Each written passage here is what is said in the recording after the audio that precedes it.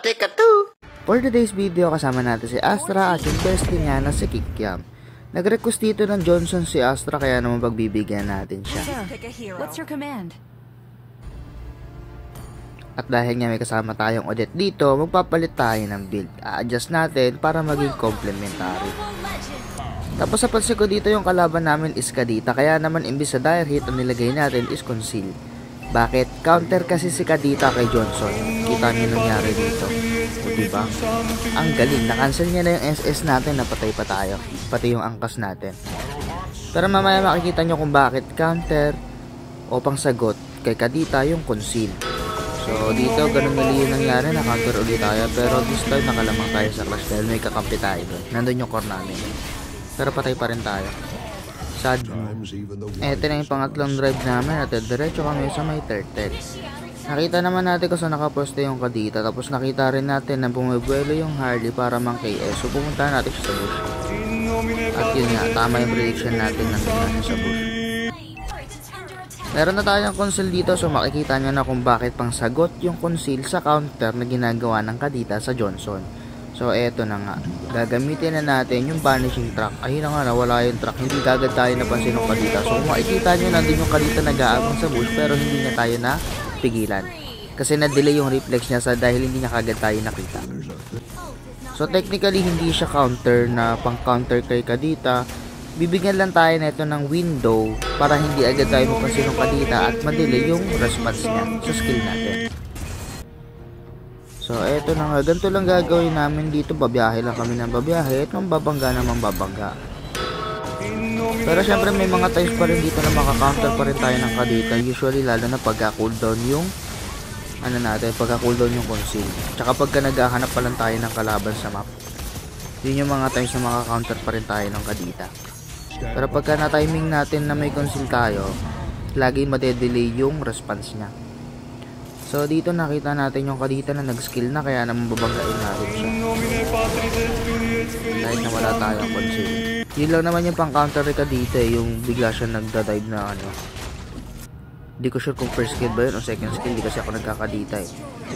So dito na nga, mambabangga ulit tayo, vanishing track ulit, boom, biyak. Biyak yung egg siya. Ang kulit yung egg siya, nabangga na, masaya pa. Lakas din ng tama eh. So mag-drive lang ulit tayo dito.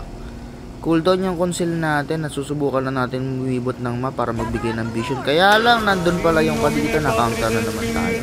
So pagka hindi tayo nakabanishing track, makikita kagad tayo ng Kadita, kaya naman maaabangan niya tayo. Yun yung problema natin pagka may Kadita na kalaban. So kailangan talaga mag-play safe tayo para magamit natin yung Conceal. So ayun na nga, mag-drive lang ulit tayo dito. This time ikot-ikot lang tayo, hanap tayo ng opportunity. Kasi nga hindi tayo pwede masyado magagala sa mapa dahil kapag naabangan tayo ni Kadita, patay tayo. So ikot-ikot lang muna tayo, hanap tayo kung sino yung proper target na pwede natin mabangga. Nakita natin na nagsosolo yung Freya sa may botlane, kaya naman nag-decide tayo na doon tayo pupunta. So yung nag-vanishing track nga ulit tayo dito. Oy, napaganda pa, nadama yung Harley.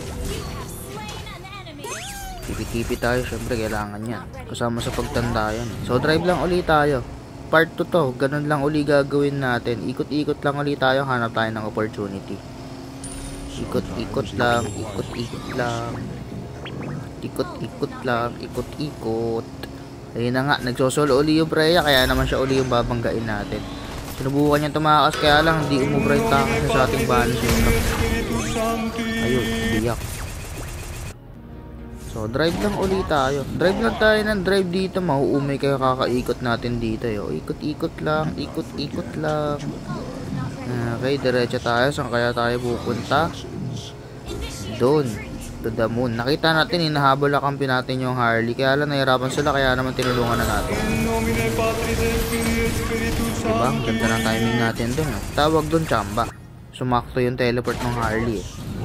Nakita natin yung Harley dito sa may top lane, nagde-dep siya doon. Mag-isa lang siya, wala siyang kasama, kaya na mabibigyan natin siya ng vanishing track. Surprise, mother father! Diba? Na-surprise siya eh. Regalong hatid eh.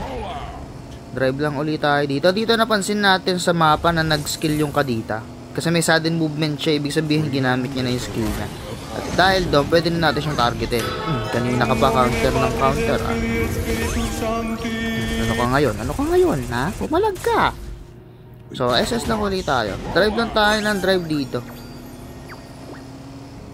Tamang trip lang tayo dito. SS lang ng SS. Pagka Johnson kayo, tapos may Lord, sabayan nyo yung Lord.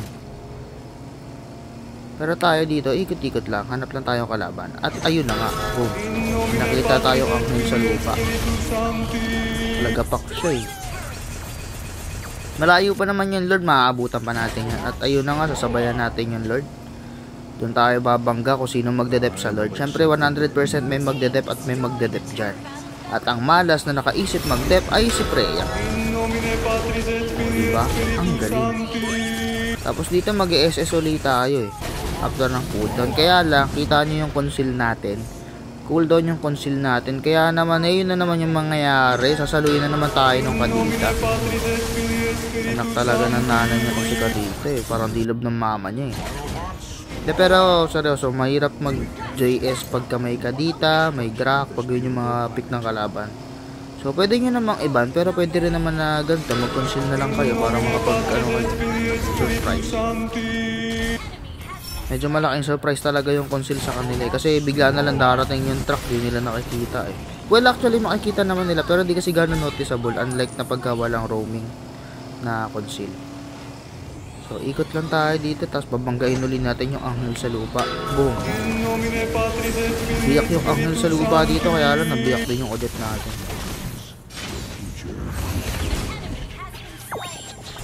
Mukhang malapit-lapit na matapos to. Eto na nga. Walang pamasahe yung Odette, kaya iniwan natin. De, charot lang. Tagal pa kasi ng respawn time niya, kaso malapit na matapos. Kaya naman binanggana natin yung base dito. Whee! Basic. Easy peasy. Actually, di siya ganong easy kasi counter nga sa atin yung Kadita. Pero tayo pa rin naman yata nag-MVP dito. Yun, 1 star to go para mag-mythical glory. So, MVP nga tayo. Salamat! Gago!